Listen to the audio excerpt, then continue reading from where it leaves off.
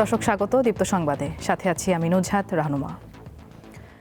ইরানের নতুন সর্বোচ্চ নেতা নির্বাচিত হয়েছেন আয়াতুল্লাহ আলী খামেনির ছেলে মুজতবা খামেনি। বুধবার এ তথ্য জানিয়েছে সংবাদ মাধ্যম ইরান ইন্টারন্যাশনাল। প্রতিবেদনে বলা হয়, বিপ্লবী গার্ডের চাপে ইরানের অ্যাসেম্বলি অফ এক্সপার্ট মুজতবাকে নতুন নেতা হিসেবে নির্বাচিত করেছে। বার্তা সংস্থা ফার্স্ট নিউজের প্রতিবেদনে বলা হয়, ইরানের নিহত সর্বোচ্চ নেতা আয়াতুল্লাহ আলী খামেনিকে মাশহাদ শহরে সমাহিত করা হতে পারে, তবে নির্দিষ্ট কোনো সময়ের কথা জানানো হয়নি।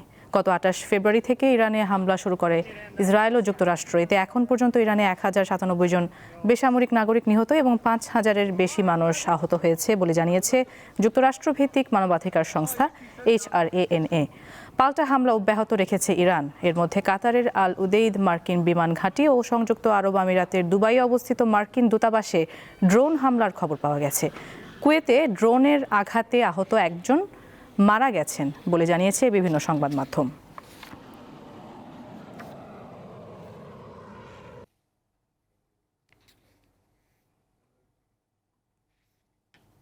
ইরানে হামলার উদ্দেশ্যে যুক্তরাষ্ট্রের সামরিক বাহিনীকে স্পেনের ঘাঁটি ব্যবহারের অনুমতি না দেওয়ায় দেশটির সঙ্গে সব ধরনের বাণিজ্যিক সম্পর্ক ছিন্নের ঘোষণা দিয়েছেন মার্কিন প্রেসিডেন্ট ডোনাল্ড ট্রাম্প। একই ধরনের সিদ্ধান্তের জন্য যুক্তরাজ্যেরও কঠোর সমালোচনা করেন তিনি। স্থানীয় সময় মঙ্গলবার হোয়াইট হাউসের ওভাল অফিসে জার্মান চ্যান্সেলরের সঙ্গে বৈঠকের পর এ তথ্য জানান ট্রাম্প। তিনি বলেন, স্পেন ভয়াবহ আচরণ করছে, তাই স্পেনের সঙ্গে সব ধরনের লেনদেন বন্ধ করার নির্দেশ দিয়েছেন তিনি। এ সময় যুক্তরাজ্যেরও কঠোর সমালোচনা করেন মার্কিন প্রেসিডেন্ট। তবে যুক্তরাষ্ট্র বাণিজ্য বন্ধ করলে বিশেষ কোনো সমস্যা হবে না বলে জানিয়েছে স্পেন। এর আগে স্পেন সরকার ইরানে হামলার নিন্দাও জানিয়েছিল।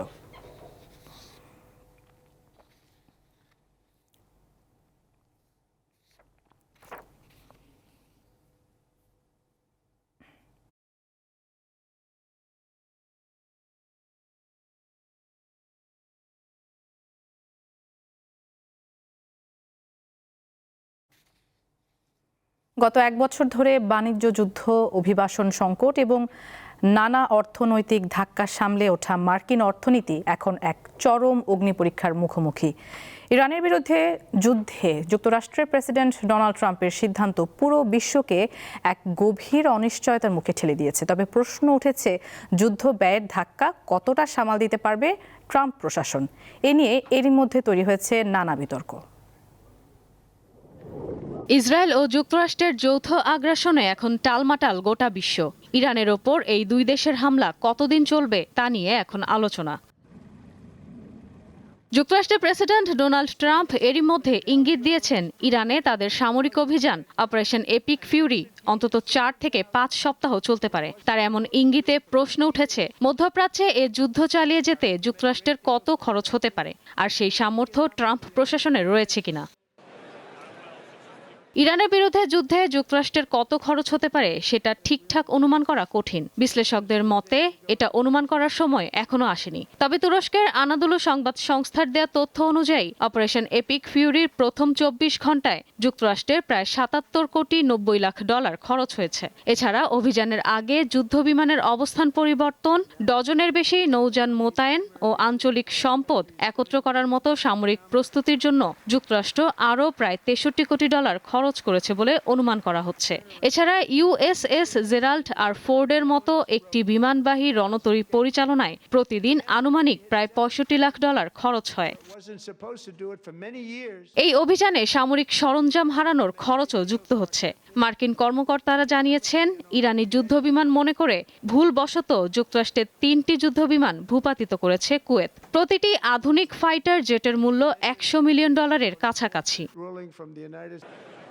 বিশ্লেষকদের মতে যুক্তরাষ্ট্রের $1 ট্রিলিয়ন প্রতিরক্ষা বাজেট রয়েছে, যা $1.5 ট্রিলিয়ন উন্নীত করার প্রস্তাব করা হয়েছে। কিন্তু বড় প্রশ্ন হলো অস্ত্রের মজুত, বিশেষ করে ইন্টারসেপ্টর ক্ষেপণাস্ত্রের মজুত সীমিত।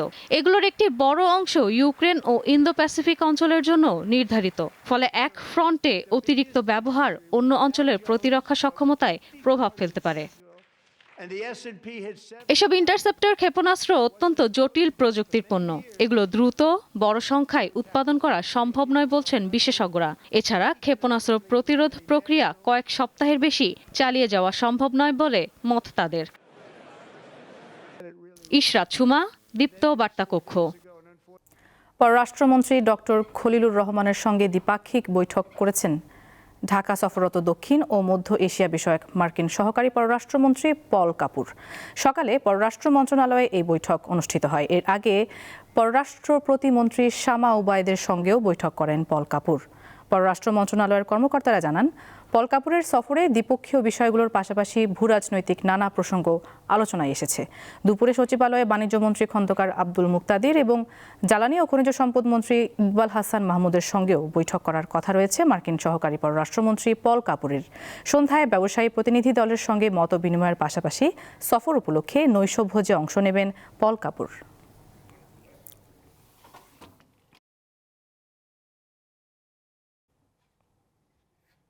দখল দূষণে চট্টগ্রামের লোহাগাড়া উপজেলার বোয়ালিয়া খালের বেহাল দশা।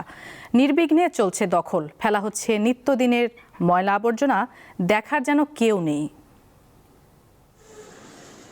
দখল ও দূষণে মৃতপ্রায় বোয়ালিয়া খাল। এর পাড় ঘেঁষে গড়ে উঠেছে একের পর এক অবৈধ বাড়িঘর ও দোকানপাট, আছে কসাইখানাও।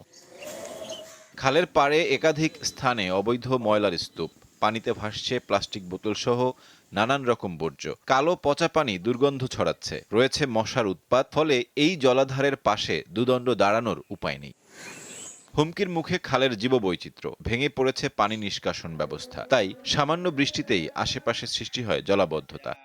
পুরো লোহাগাড়ার একটা পানি নিষ্কাশনের মাধ্যম হিসেবে কাজ করে সেই খাল আজকে ময়লা আবর্জনায় বিভিন্ন বড় বড় বিল্ডিং, যারা প্রজেক্টরের বিল্ডিং করে তাদের ময়লা আবর্জনা এই খালে আসতেছে। অবিলম্বে খালটি দখল ও দূষণমুক্ত করে আগের অবস্থায় ফিরিয়ে আনতে আমরা সরকারের কাছে দাবি জানাচ্ছি। কর্তৃপক্ষ বলছে, সুনির্দিষ্ট অভিযোগ পেলে দোষীদের বিরুদ্ধে জনস্বাস্থ্য আইন অনুযায়ী ব্যবস্থা নেওয়া হবে। জেলা প্রশাসনের কাছে অভিযোগ দেওয়া হয়েছিল, ওনারা এই বিষয়ে ব্যবস্থা নিচ্ছেন। আমাদের কাছে যদি আসে, আমরা আমাদের স্যানিটারি ইন্সপেক্টরের মাধ্যমে আমরা উপজেলা প্রশাসনকে সাথে নিয়ে এই বিষয়ে স্থানীয় মানুষজনকে সংশ্লিষ্ট করে একটা ব্যবস্থা নেওয়ার জন্য পদক্ষেপ নেওয়া হবে। খাল খনন কর্মসূচি শুরু হলে বোয়ালিয়া অগ্রাধিকার পাবে বলছেন এই কর্মকর্তা। এখন সবচেয়ে আশার বিষয় হচ্ছে বাংলাদেশ সরকারও নতুন করে খাল খননের কর্মসূচি হাতে নিচ্ছেন। তো সেক্ষেত্রে আমরা আমাদের যে প্রায়োরিটি অনুযায়ী আমরা একদম প্রথম দিকেই অগ্রাধিকার ভিত্তিতে বোয়ালিয়া খালটা শুরুতে থাকবে। একসময় 11 কিলোমিটার দীর্ঘ বোয়ালিয়া খালের গড় প্রস্থ ছিল 30 ফুটের মতো। দখলের কারণে তা অনেক স্থানে 8 থেকে 10 ফুটে নেমে এসেছে। সাইফুর রহমান শিশির, দীপ্ত বার্তা কক্ষ। আগামী 10 মার্চ রাজধানীর করাইল বস্তিতে ফ্যামিলি কার্ড বিতরণের মধ্য দিয়ে নির্বাচনী ইশতেহার বাস্তবায়ন শুরু করবেন প্রধানমন্ত্রী তারেক রহমান। মঙ্গলবার এমন তথ্য জানান সমাজ কল্যাণমন্ত্রী। বিএনপির নির্বাচনী ইশতেহারের অন্যতম প্রতিশ্রুতি ছিল ফ্যামিলি কার্ড। ক্ষমতায় গিয়ে দেশের সকল পরিবারের জন্য ফ্যামিলি কার্ড দেওয়ার প্রতিশ্রুতি দেন তারেক রহমান। প্রধানমন্ত্রীর দায়িত্ব নেওয়ার পর ফ্যামিলি কার্ড বাস্তবায়নে জোর দেন তিনি। 10 মার্চ এই কার্যক্রম উদ্বোধন করবে সরকার। যেহেতু এই কার্ড সবাই ইউনিভার্সালি পাবে, তার মধ্যে হতদরিদ্র, দরিদ্র এবং নিম্নবিত্ত এই 3 শ্রেণীর যে ফ্যামিলি, ওনারা এটার সুবিধাভোগী হবে। অন্য যে মধ্যবিত্ত এবং উচ্চবিত্ত ওনারা কার্ড পাবেন, বা সুবিধাভোগী হিসেবে ওনাদের QR কোডিংয়ে দেওয়া থাকবে যে আপনার যে প্রাপ্যতা ছিল এই টাকাটা আপনি রাষ্ট্রকে কন্ট্রিবিউট করতেছেন, যাতে গরিব, যাদের পাওয়া উচিত সুবিধাবঞ্চিত মানুষ, তাদেরকে দেওয়ার জন্য। আর কদিন পরে ঈদ, স্বজনদের সঙ্গে ঈদ উদযাপনে ঘরমুখ হবে দেশের কোটি মানুষ। ঈদে সকল পরিবহনে বাড়তি ভাড়া নেয়ার অভিযোগ ওঠে প্রতি বছরই। তবে প্রধানমন্ত্রীর সঙ্গে বৈঠকের পর সড়ক পরিবহন মন্ত্রী জানিয়েছেন, কোনোভাবেই এবার ভাড়া বাড়ানো যাবে না। এবার তাদেরকে ভাড়া নির্দিষ্ট হারে নিতেই হবে, যে ভাড়া আছে অঙ্গীকার না, শুধু এটা বাস্তবায়ন করা হবে। তারা যেটা বলেছে, একটা দাবি আমাদের কাছে করেছে যে বাসটা যখন খালি আসতে চায় বা আসতে হয়, তাদেরকে সেতু যখন ক্রস করতে হয় টোলটা ফ্রি করে দেওয়া যায় কিনা, এতটুকু দাবি তাদের আছে। এবং বাকিটা তারা অঙ্গীকার করেছে যে তারা ভাড়া বাড়াবে না, যাত্রী সেবার মানও ঠিক রাখবে, যানজট যাতে না হয়, টিকিট যেটা আছে সেটাও তারা স্বচ্ছতার সাথে আপনার সেল করবে। প্রধানমন্ত্রীর সঙ্গে বৈঠকের পর পানি সম্পদ মন্ত্রী জানান, ঈদের আগেই খাল খননের কাজ শুরু করতে চায় সরকার। লক্ষ্য প্রথম 180 দিনে 1200 কিলোমিটার খাল খনন। তবে এখন আমরা লক্ষ্য করছি দৃশ্যমান হবে 1200 কিলোমিটার উপরে। এর বাইরে আগামী 5 বছরে আমাদের যে নির্বাচনী প্রতিশ্রুতি 20,000 কিলোমিটার, তার চেয়ে বেশি আমরা সম্পন্ন করতে সক্ষম হব। মঙ্গলবার সকাল 9:15টায় সচিবালয়ে গিয়ে বিকেল 4:45টায় অফিস শেষ করেন প্রধানমন্ত্রী তারেক রহমান। রুবায়েত হাসান, দীপ্ত সংবাদ, ঢাকা। ঈদকে সামনে রেখে ব্যস্ত সময় পার করছেন নারায়ণগঞ্জের জামদানি শাড়ি তৈরির কারিগররা। তবে বেচাকেনা এখনও তেমন জমে ওঠেনি বলে জানান বিক্রেতা ও তাঁতিরা। রমজানের শেষ দিকে প্রতিবারের মতো এবারও ভালো বেচাকেনা হতে পারে বলে আশা করছেন সংশ্লিষ্টরা।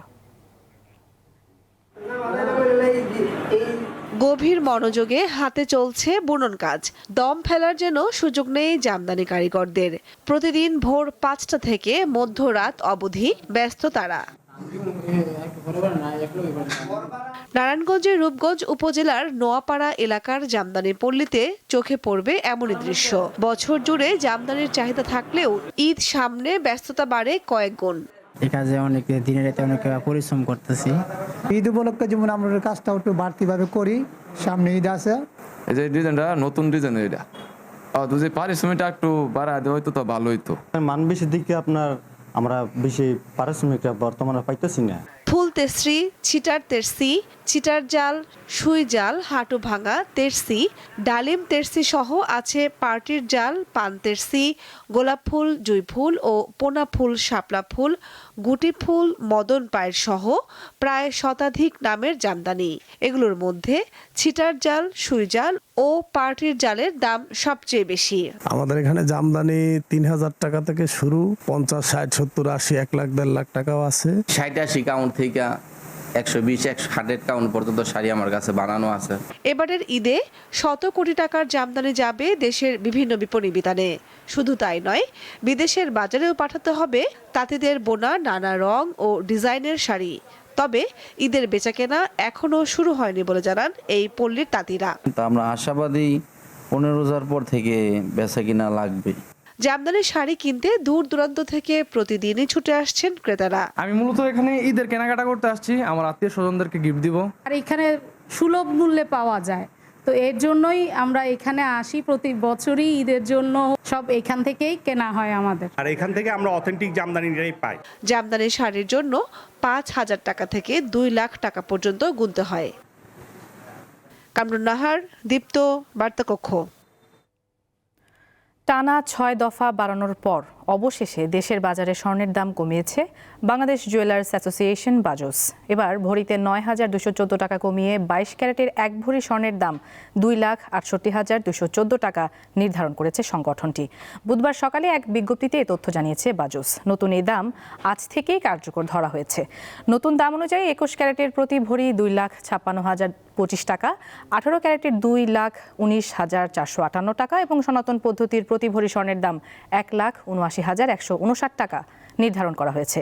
এ নিয়ে চলতি বছর এখন পর্যন্ত দেশের বাজারে 37 বার সমন্বয় করা হয়েছে স্বর্ণের দাম, যেখানে 24 দফা বাড়ানো এবং কমানো হয়েছে 13 দফা।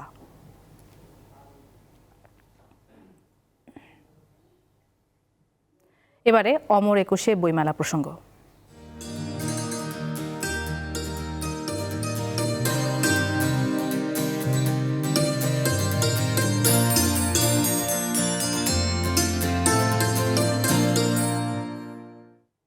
প্রতিবারের মতো এবার অমর একুশে বইমেলায় চেনা সেই রূপ নেই। আগের বছরগুলোতে প্রকাশনা প্রতিষ্ঠানগুলো পাঠক টানতে তৈরি করত দৃষ্টিনন্দন প্যাভিলিয়ন, কিন্তু ভিন্ন ভিন্ন নকশা, আলোকসজ্জা আর স্থাপত্যশৈলীতে মেলায় তৈরি হতো উৎসবের আবহ। এবার মেলায় নেই কোনো প্যাভিলিয়ন, বরাদ্দ হয়েছে শুধু স্টল।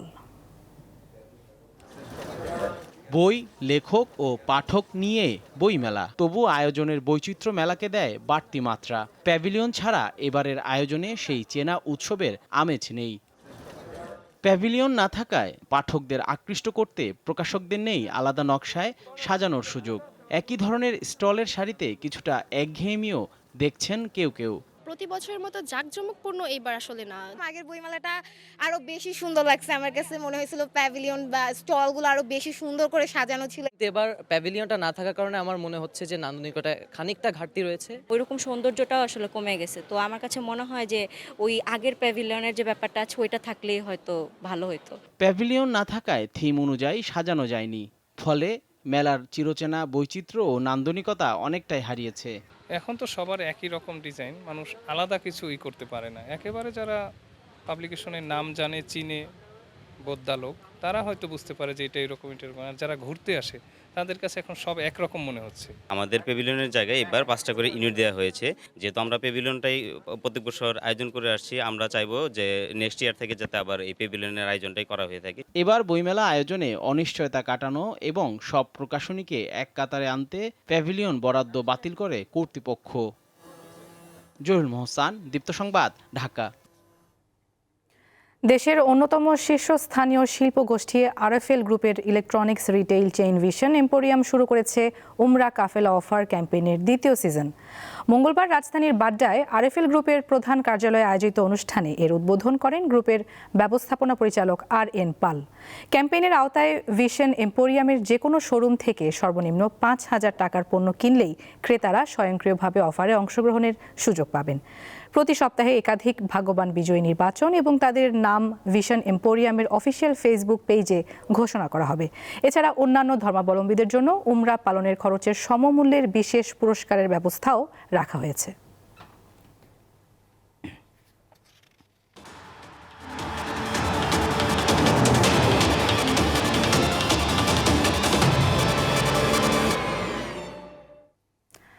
খেলার খবর। নারী এশিয়ান কাপে পরের ম্যাচের জন্য বুধবার সকালে সিডনির জুবিলি স্টেডিয়ামে রিকভারি সেশন করেছে বাংলাদেশ দল।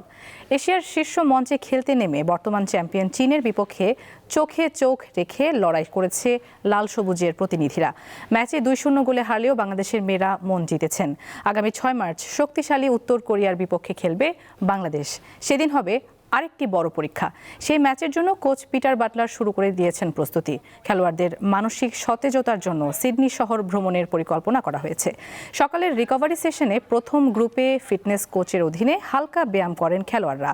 দ্বিতীয় গ্রুপে প্রধান কোচ পিটার বাটলারের অধীনে 45 মিনিটের হালকা অনুশীলন হয়।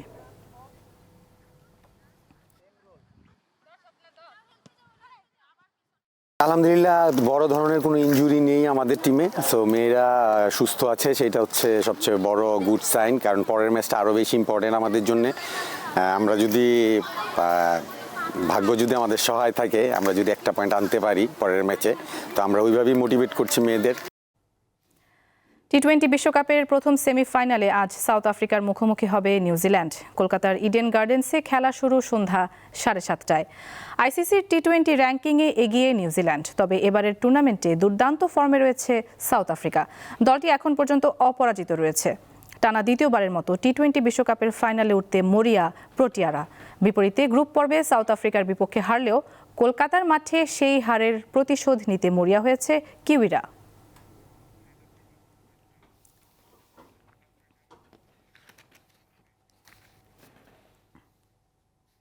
দর্শক, এই ছিল এখনকার মতো। আমাদের পরবর্তী সংবাদ দুপুর 2টায় দেখার আমন্ত্রণ। এছাড়া আরও তথ্যের জন্য চোখ রাখুন দীপ্ত ডিজিটাল প্ল্যাটফর্মগুলোতে। ধন্যবাদ।